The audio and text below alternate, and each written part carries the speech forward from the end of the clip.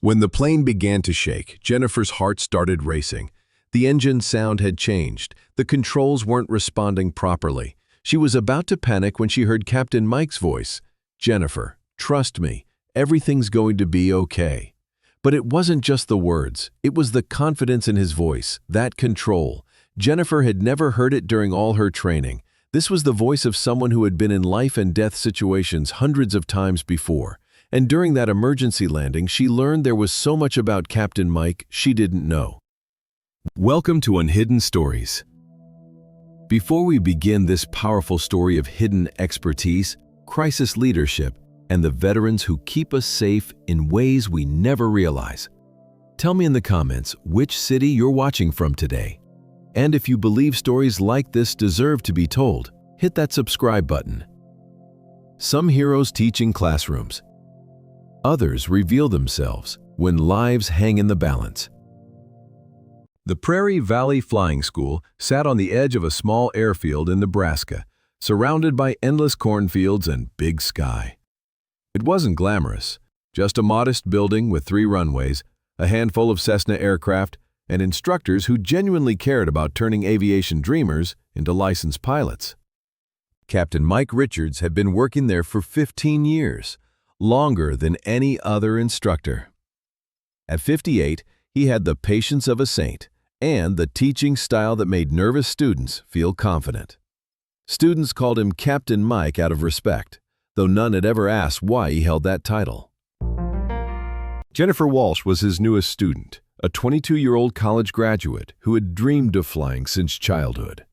She'd saved every penny from part-time jobs to afford flight lessons, determined to earn her private pilot license before applying to commercial aviation programs. Jennifer was methodical, hardworking, and occasionally overconfident, in the way that book-smart students often were. She'd studied aviation theory extensively, could recite regulations from memory, and understood the science of flight better than most students Mike had taught. But flying and studying flying were 2 different things, as Mike often reminded her. Aviation is about decision-making under pressure, he'd tell her during their pre-flight briefings. All the knowledge in the world won't help if you can't think clearly when things go wrong. Jennifer would nod politely, but Mike could tell she thought this was just instructor wisdom. The kind of general advice that sounded profound, but didn't apply to her. She was confident in her abilities.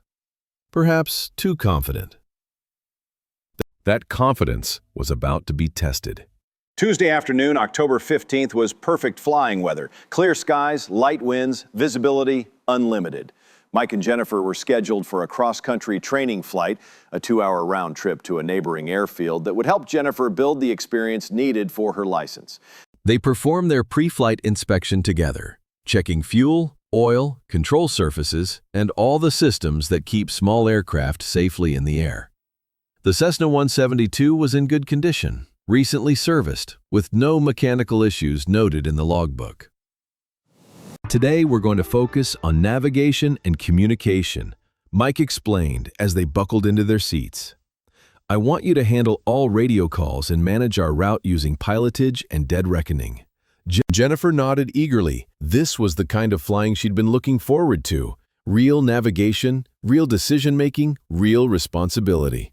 They took off from Prairie Valley at 2:30 p.m., climbing to 3,500 feet and turning southeast toward their destination. Jennifer handled the controls confidently, maintaining altitude and heading while managing communication with air traffic control. For the first hour, everything went exactly as planned. They were 45 minutes into their flight when Mike first noticed something unusual. The engine sound was slightly different. Not dramatically wrong, but not quite right either. It was the kind of subtle change that inexperienced pilots might miss entirely. Jennifer was focused on her navigation, plotting their position on the sectional chart and calculating time to destination. She hadn't noticed the engine change. Mike listened carefully for another few minutes, hoping it was just his imagination, but the sound continued to evolve, becoming rougher, less consistent. "Jennifer," he said calmly, "I'm going to take the controls for a moment. Is something wrong?" Just want to check something. Keep working on your navigation. Mike gently took control of the aircraft and made subtle adjustments to power settings, listening intently to the engine's response. The roughness persisted, and he noticed the oil pressure was beginning to fluctuate. Not good, but not immediately dangerous. Yet. Mike faced a choice that every experienced pilot dreads: continue to destination and hope the problem resolves itself, or turn back immediately and deal with a potentially disappointed student. His instructor training said to continue. The engine was still producing power, oil pressure was within acceptable limits, and they were only 20 minutes from their destination airport. But something else, some deeper instinct developed over thousands of flight hours in much more challenging conditions, told him to turn around now. Change of plans, Mike announced. We're heading back to Prairie Valley. Why, did I do something wrong? Engine's not running quite right. Probably nothing serious, but better to be on the ground wishing we were flying than flying and wishing we were on the ground. Jennifer was disappointed but accepted the decision. Mike began a gentle turn back toward home, reducing power slightly to ease the stress on the engine. That's when things got serious. The engine didn't quit gradually. It didn't sputter or cough warnings. At 3,200 feet, 23 miles from Prairie Valley Airport, it simply stopped producing power. The sudden silence was deafening. Jennifer's eyes went wide, her hands gripping the yoke tightly. What's happening? Mike's voice immediately changed. Gone was the patient instructor tone, replaced by something calm but absolutely authoritative. Jennifer, I have the controls. Engine failure. We're going to be fine. But Mike's mind was already working through calculations that weren't taught in civilian flight training. Glide ratio, wind direction, available landing sites, emergency procedures. Not the textbook kind, but the kind developed through experience Jennifer couldn't imagine. Are we going to crash? Jennifer's voice was rising toward panic. No. Mike's response was immediate and certain. We're going to make an emergency landing. I need you to help me, but first I need you to breathe. Can you do that? What happened next revealed who Captain Mike really was. Instead of following standard civilian emergency procedures, Mike began executing maneuvers that weren't in any flight training manual Jennifer had studied. His hands moved across controls with mechanical precision, adjusting trim, mixture, and propeller controls in a sequence that seemed almost choreographed. Jennifer, I need you to navigate. Find me the nearest airport on the sectional chart. While Jennifer fumbled with the chart, Mike was already scanning the terrain below, identifying potential landing sites, not just airports, but roads, fields, any surface that could work in an emergency. Prairie Valley is 15 miles northwest, Jennifer reported, her voice shaking. Too far. We need something closer. Mike pointed ahead and slightly left. There. See that private strip? About 8 miles? Jennifer looked where he was pointing, but couldn't see anything that looked like an airport. I don't see it. Trust me, it's there. Mike banked the aircraft toward the private airstrip that Jennifer still couldn't identify. At their current altitude and glide ratio, it would be close. Very close. Mike, are you sure about this? For the first time, Mike looked directly at her. Jennifer, I've made emergency landings before, more than I care to remember. Trust me.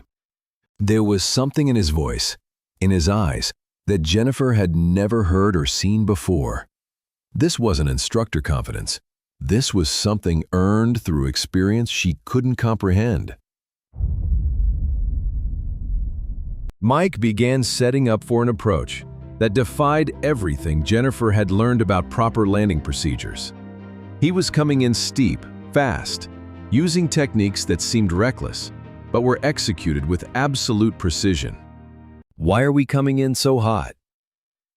Because we have one chance to get this right. If we come up short, there's no going around. The emergency landing was a masterpiece of aircraft control. Mike touched down on a grass strip that was barely long enough for their aircraft, using braking techniques and directional control that brought them to a stop with less than 50 feet of runway remaining. When the aircraft finally stopped, Jennifer was shaking. Mike sat quietly for a moment, hands still on the controls, breathing steadily. "Are we okay?" "We're fine. Aircraft's fine. Engine failure, but we're on the ground safely." Jennifer looked around at the small private airfield where they'd landed. "How did you know this place was here? I didn't see it on the chart." "It's not on your chart. It's a private strip, not public use."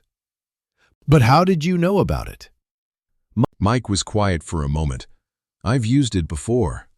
As they waited for mechanics to examine the aircraft, Jennifer couldn't stop thinking about what she'd witnessed.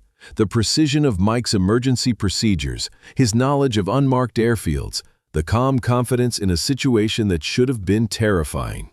"Mike, can I ask you something?" "Sure. Where did you learn to fly like that?" Mike looked across the small airfield, watching a vintage warbird taxi past. Different places, different times. "Were you military?" "What did you fly?" Another pause. Longer this time. "Jets."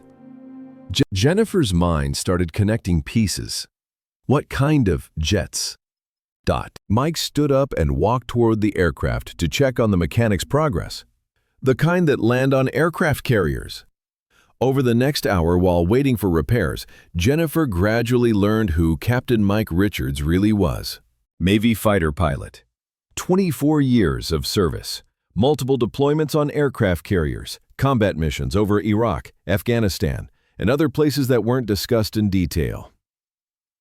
"I flew FA-18 Hornets," Mike explained. "Carrier-based multi-role fighter. Different world from civilian aviation." "How many emergency landings have you made?" "More than I want to remember." "Engine failures, combat damage, electrical problems, weather emergencies." When you're landing on a ship in the middle of the ocean with battle damage and low fuel, a grass strip in Nebraska feels pretty manageable. Jennifer began to understand. That's why you knew about this airfield. Military pilots know every possible landing site within 100 miles of anywhere they fly. It's survival training. "Why didn't you tell me," Jennifer asked, "about your background?" "Because it doesn't matter. Teaching civilian pilots and flying combat missions are different skills. I wanted you to learn proper civilian procedures, not military techniques." "But what you did today wasn't civilian procedures." Mike smiled. "Today required different skills. Emergency situations don't follow textbook rules." Jennifer realized she'd been receiving two different educations, the official civilian flight training and something else. Something Mike shared only when it was absolutely necessary. Have you taught other students who've had emergencies? "A few. Most flight training goes smoothly, but when things go wrong, you do whatever's necessary to get everyone home safely." As repairs continued, Mike began sharing insights that weren't in any civilian training manual. "The biggest difference between civilian and military flying," he explained, "is how you think about risk. Civilian aviation is about avoiding risk. Military aviation is about managing risk while accomplishing the mission." What's the mission in civilian flying? Getting everyone home safely. But sometimes that requires taking calculated risks, like the approach we just made. By civilian standards, it was aggressive. By military standards, it was routine. Jennifer was beginning to understand why Mike's emergency response had been so different from what she'd expected. "Is that why you're so calm during training? Because you've been in worse situations?" "Partly, but also because I've learned that panic kills more pilots than mechanical failures. If you can think clearly under pressure, you can solve most problems." That evening, Jennifer called her flight school classmates to tell them about the emergency landing. Word spread quickly among the students about Mike's background and exceptional emergency response. The next day, several students approached Mike with new questions about his teaching methods, his experience, and his approach to aviation safety. "Captain Mike," asked Tom, a student pilot working on his instrument rating, "would you consider teaching advanced emergency procedures? Not the standard stuff, but real-world techniques." Mike was hesitant. The school's curriculum is designed around civilian standards. But you could offer supplemental training, right, for students who want to learn more? Jennifer joined the conversation. After yesterday, I realized there's a huge gap between what we're learning and what we might actually need in an emergency. Mike spoke with the flight school owner about developing an advanced emergency procedures course. The owner, who had suspected Mike's military background but never pried, was enthusiastic. "I've always wondered why your students seem more confident and capable than average," the owner said. "Now I understand." Mike developed a curriculum that bridged civilian and military emergency procedures, not teaching combat techniques, but sharing the decision-making processes, situational awareness, and emergency management skills that could save lives in civilian aviation. The course became popular, not just with students, but with experienced pilots who wanted to improve their emergency response capabilities. 6 months later, Jennifer had earned her private pilot license and was working toward her commercial certification. She often reflected on the emergency landing that had revealed her instructor's true background. "Mike," she said after a particularly challenging lesson, "do you ever miss military flying?" "While drawby, sometimes, but this is more rewarding." "How so?" In the military, I was responsible for completing missions and bringing my wingmen home. Here, I'm responsible for teaching the next generation of pilots to make good decisions. It's a different kind of mission, but just as important." Jennifer understood. Mike wasn't just teaching flying, he was teaching judgment, decision-making, and the kind of calm professionalism that could save lives. Mike's emergency procedures course began attracting attention from other flight schools and aviation organizations. The Federal Aviation Administration invited him to speak at safety seminars, sharing lessons learned from military aviation that could improve civilian flight safety. The techniques Captain Richards teaches aren't just about emergency procedures, one FAA safety inspector noted. They're about developing the mindset that prevents emergencies from becoming accidents. Mike found himself becoming an informal advocate for integrating military-derived safety techniques into civilian aviation training. 2 years after the emergency landing, Jennifer was working as a certified flight instructor herself, having been inspired by Mike's teaching methods and philosophy. She'd never experienced another emergency as dramatic as that engine failure, but she'd used Mike's decision-making techniques dozens of times in challenging situations: weather decisions, equipment malfunctions, student panic responses. "The most important thing Mike taught me," she told her own students, "is that your first emergency won't be your last. If you develop good judgment and emergency response skills, you'll be ready for whatever aviation throws at you." On the 3rd anniversary of their emergency landing, Jennifer and Mike flew back to the private airstrip where they'd made their unscheduled arrival. The grass runway looked different in good weather, longer and less challenging than it had appeared during their emergency approach. "Do you ever think about that day?" Jennifer asked. "Every time I teach emergency procedures. It reminds me why this job matters." Any regrets about leaving military flying? Mike looked around the small airfield, then at Jennifer. "I spent 24 years learning how to be a fighter pilot. Now I'm spending however many years I have left teaching others how to be safe pilots." Both missions mattered. Some heroes wear uniforms and fly million-dollar fighter jets off aircraft carriers. Others wear polo shirts and teach nervous students to land Cessna 172s on grass runways.